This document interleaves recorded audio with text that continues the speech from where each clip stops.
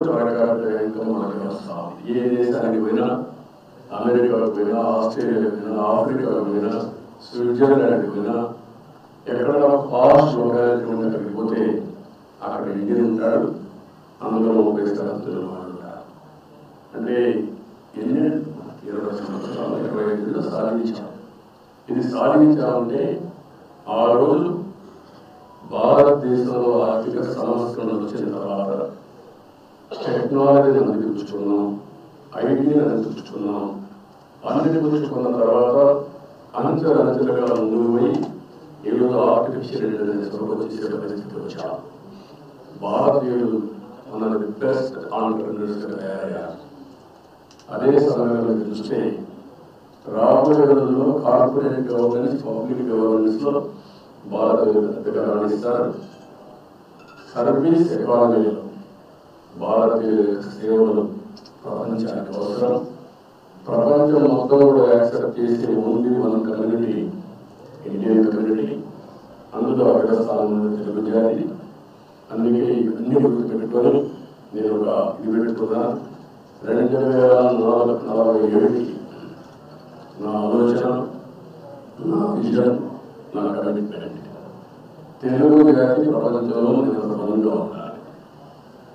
Number 2, పేదరిక నిర్మూలన ఎంత తొందరగా వీలైతే అంతవరకు చేయాలి. Zero poverty state. ఆంధ్రప్రదేశ్ రాష్ట్రం నెంబర్ 1 రాష్ట్రంగా ఉండాలి. తెలంగాణ రాష్ట్రం కూడా బాగుండాలి. నేను తెలుగు జాతికి పెద్దగా ఉంటాను తప్ప ఒక 50% 30% కాదు. ఫస్ట్ నేను చెప్పాను. నేను ఆ రోజు హైదరాబాద్ అభివృద్ధి చేసినప్పుడు విభజన జరిగినప్పుడు ఒకటే మాట చెప్పాను. విభజన జరిగింది, హైదరాబాద్ తెలంగాణ జరుగుతుంది. మళ్ళీ నేను కష్టపడి మళ్ళీ ఒక నగరానికి మన దగ్గర కాకుండా ఆంధ్రప్రదేశ్ అభివృద్ధి చేసి రుణం తీసుకుంటాను వచ్చాను. అదే స్ఫూర్తితో అమరావతి, పోలవరం ఈ 2 ప్రారంభించాను. కానీ దురదృష్టం 2 కూడా ఈరోజు పడకేసే పరిస్థితులు వచ్చాయి. అమరావతి విధ్వంసమైంది. పోలవరం ప్రతి ఎకరాకు నీళ్లు వాసిన జీవనాడి గోదావరిలో కలిసే పరిస్థితి వచ్చారు. ఈ 2 కూడా అలా సెట్ చేసుకోవాల్సిన అవసరం ఉంది. ఏదైతే హైదరాబాద్ నగరం వల్ల తెలంగాణ ఈరోజు హైయెస్ట్ పర్ క్యాపిటల్ ఇన్కమ్ కానీ మెరుగైన ఆదాయం వచ్చే పరిస్థితి వచ్చేది. అలాంటి ఎకోసిస్టమ్ క్రియేట్ చేసి మళ్ళీ ఆంధ్రప్రదేశ్ బాగు చేసుకున్నాం. అందుకే ఈ 2 ద్వేయాలతో మిగిలినవి చాలా ఉన్నాయి. ఆ విషయాలు నేను ఎప్పటికీ మాట్లాడతాను. ఈ విషయమే వెంకటేశ్వర కోరుకున్నది. నా ఆరోగ్యం, కుటుంబ ఆరోగ్యం, ప్రజల ఆరోగ్యం, కార్యకర్తల ఆరోగ్యం కూడా, ఇప్పుడు ఎన్డీఏ కార్యకర్తల ఆరోగ్యం కూడా బాగుండాలని కోరుకున్నాను. నా సెక్యూరిటీ, మా కుటుంబ సెక్యూరిటీ, కార్యకర్తల సెక్యూరిటీ, ప్రజల సెక్యూరిటీ బాగుండాలని కోరుకున్నాను. మంచి ఆరోగ్యాన్ని ఇచ్చి నేను అనుకున్న సంకల్పాన్ని ముందుకు తీసుకుపోవడం కోసం వెంకటేశ్వర స్వామిని ఆశీర్వదించాలని కోరుకున్నాను. వెంకటేశ్వర స్వామి తిరుమల తిరుపతి దేవస్థానం ఒక విషయం గుర్తుపెట్టుకోవాలి. తిరుమల ఒక పవిత్రమైన దివ్యక్షేత్రం. ఈ పవిత్రమైన దివ్యక్షేత్రాన్ని అపవిత్రం చేయడం భావ్యం కాదు. తెల్లవారుజామున 3 గంటలకు శుక్రవారం దర్శనానికి వస్తే వైకుంఠం అంటే మనకు తెలియదు. పుస్తకాలు చదువుతాం, వైకుంఠానికి పోవాలని కోరుకుంటాం చనిపోయిన తర్వాత. ఆ సమయంలో ఇక్కడికి వచ్చి వెంకటేశ్వర స్వామి దర్శనం చేసుకుంటే వైకుంఠంలో ఉన్న అనుభూతి కలుగుతుంది. నేను ఎన్నోసార్లు ఫీల్ అయ్యా, ఇప్పుడు కూడా ఫీల్ అవుతున్నాను. అందుకే నేను ఇక్కడికి వచ్చినప్పుడు అన్ని విషయాలు మర్చిపోయి ఒక పవిత్రమైన భావంతో పోవాలి, ఒకే శ్లోకం ఉండాలి. 7 కొండలవాడ వెంకటరమణ గోవింద గోవింద తప్ప, ఓం నమో వెంకటేశాయ తప్ప వేరే శ్లోకమే ఉండకూడదు, వేరే విధిని జ్ఞాపకూడదు. ఆ దేవుడితోనే మొత్తం ప్రక్షాళన చేస్తాం. మళ్ళీ భారతదేశం కాకుండా ప్రపంచం మొత్తం అభివృద్ధి చేతిగా ఈ టీవీని తీర్చిదిద్దాలని తెలియజేసుకుంటూ మరొకసారి ఈ సంవత్సరం వస్తుంది. నేను ఎప్పుడు మాట్లాడతా అన్ని విషయాలు లైవ్ తయారు చేస్తుంది.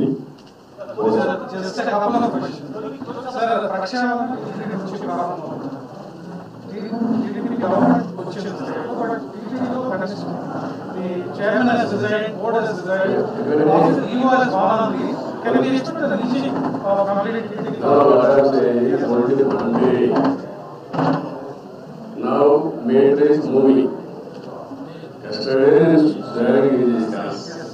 వెంకటేశ్వర స్వామిని దర్శనం చేసుకున్న తర్వాత ఆయన ఆశీస్సులతో పని ప్రారంభించాలనుకున్నాను. వచ్చాను, ఆ సంకల్పం చేశాను.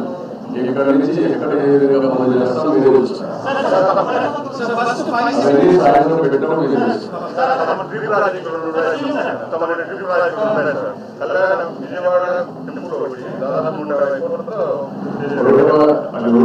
చాలా ఉన్నాయి, అన్ని మాట్లాడదాం.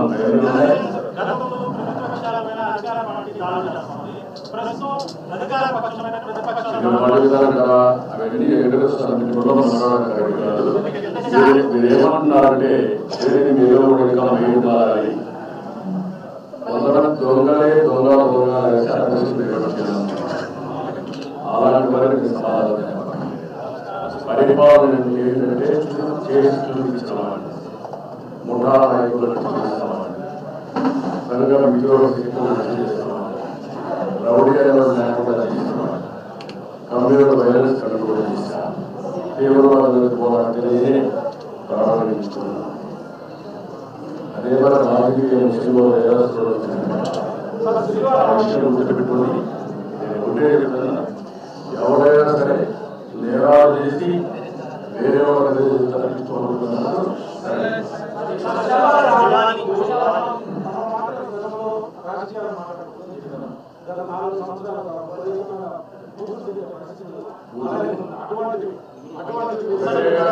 నేను కూడా ఇక్కడికి వచ్చినప్పుడు ఓట్లు అడగడానికి కూడా వీలు లేని పరిస్థితి. ఎలక్షన్ అప్పుడు నేను ఎప్పుడు రాజకీయం చేయలేదు. అలాంటివన్నీ చూసాం. అది ఒక పీడకరగా మిగిలిపోవడం. మీరు మాట్లాడే కాబట్టి చెప్పాను, నేను కూడా చెప్పదలుచుకోలేదు కదా.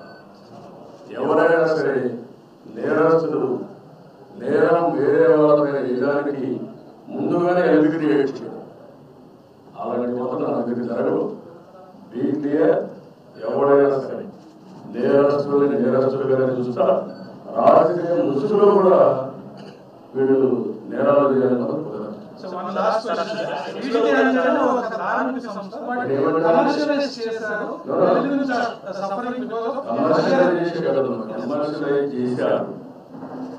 వెంకటేశ్వర స్వామి టెంపుల్ వస్తాయి, కొండగా కలగాలి.